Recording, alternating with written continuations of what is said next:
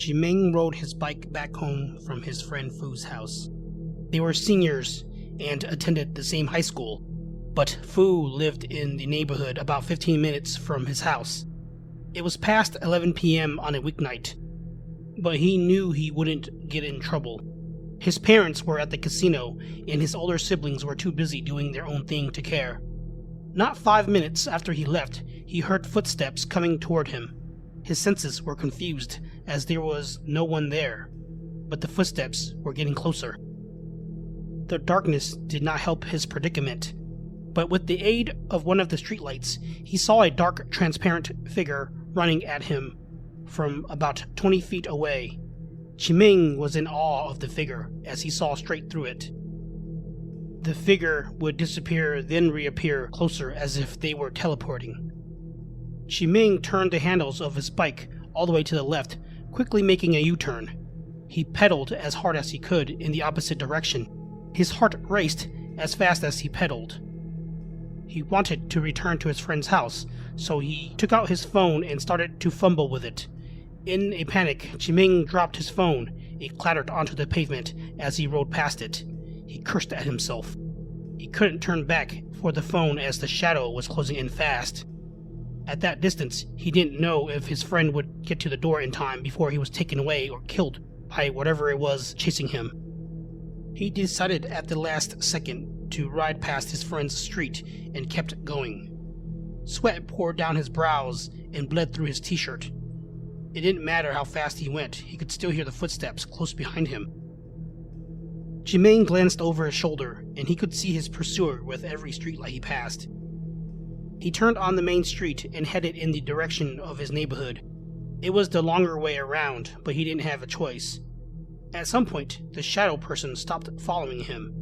Although he was relieved, Jimeng never stopped pedaling. Just to make sure he wasn't followed, he kept looking over his shoulder all the way home. Part of him was curious if the shadow person followed him to his house, but he did not dare to look out the window since his room faced the front of the house. That night, he slept with the light on. The next day, Jimeng skipped school to hang out with Fu and his other friends. On his way to Fu's house, he returned to the site where he dropped his phone, but it was nowhere to be found. He told his friends about his encounter, but they didn't believe him. So for the next several days, he avoided staying out late with them until Saturday. Since he no longer had his phone, his friends had to reach him through his house phone. Jimeng got a call from Fu that night. "Hey bro, get dressed, we're going out tonight," Fu said. "Where we going?" Jimeng asked. "There's a party tonight in the next town over. Should be fun," answered Fu. "What's the occasion?" "Bro, why all the questions? It's Pete's girl's birthday, but we kicking it at her cousin's house, since her parents won't be home. So you down or what?" "Yeah man, see you in a bit." They hung up. Jimeng got dressed.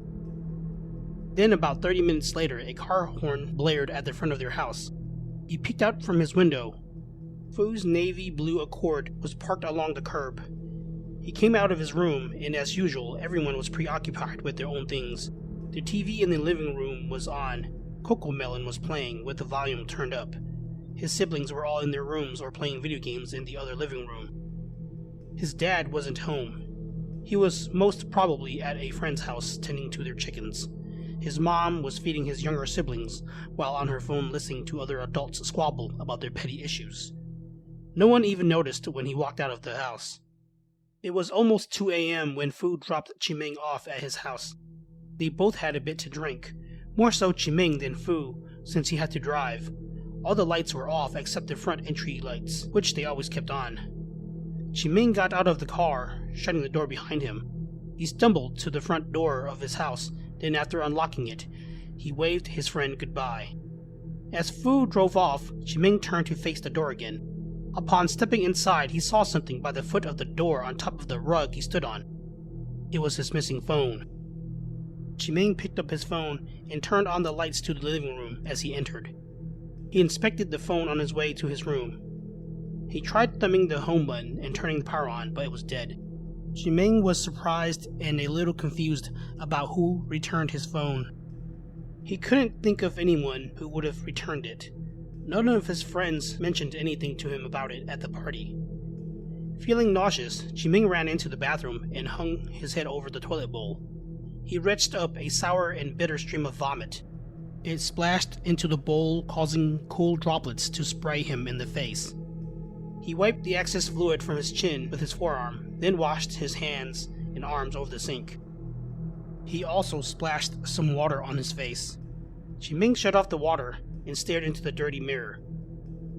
His eyes widened and his heart skipped at the image of his own reflection. The face in the mirror was a pale, gaunt white male with a scraggly beard and unkempt hair.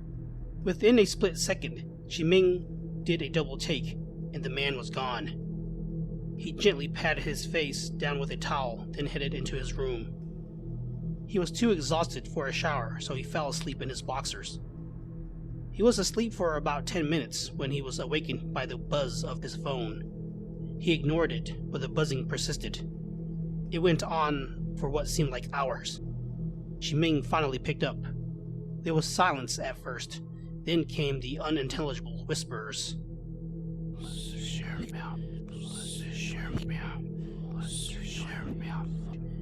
He couldn't decipher what they were saying, but then he remembered his phone was dead and it hadn't been charged. The thought of that made him cringe. Chiming glanced at the caller ID, only to realize the phone was indeed dead. He breathed a sigh of relief and shrugged it off, thinking maybe it had been a dream or perhaps he was hallucinating. As much as he'd like to believe that, Chiming felt uneasy. The experiences felt too real. His mind raced, and he wondered if the phone call had been related to the Night Stalker he met several nights ago. He shook the thoughts from his head and inserted the cable from the charger into his phone, then placed it back onto the nightstand.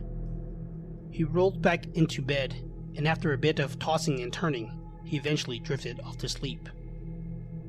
Not long after, Chiming started hearing whispers and flashes of shadow creeping around corners. This happened day and night wherever he went. Sometimes he'd wake up in the middle of the night to a dark figure sitting at the foot of his bed. He was slowly losing his sanity, and his health started to decline. He hardly ate, bathed, or slept. He became pale, gaunt, and sickly. His eyes were sunken with dark rings around them. He looked like a zombie. At times, he was seen having conversations with himself in public. His friends and family started to notice the difference in his appearance and behavior. The high school called and spoke to his parents multiple times because he stopped showing up at school. But since he was 18, there was little they could do. Like a stray cat, he disappeared for days, only coming back home for hours at a time. Household items and money started to go missing.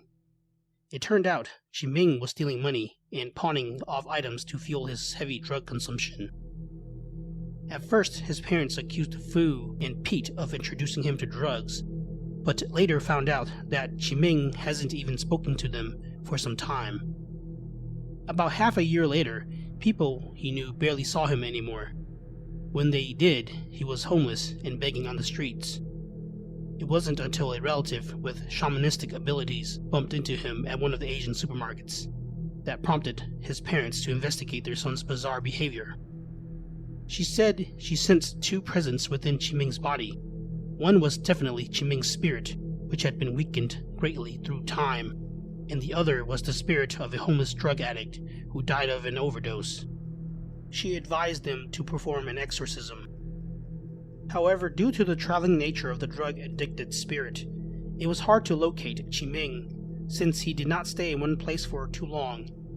The family filed a missing persons report, but it wasn't a priority because Chiming was a drug addict. Even until this day, he still has not been found.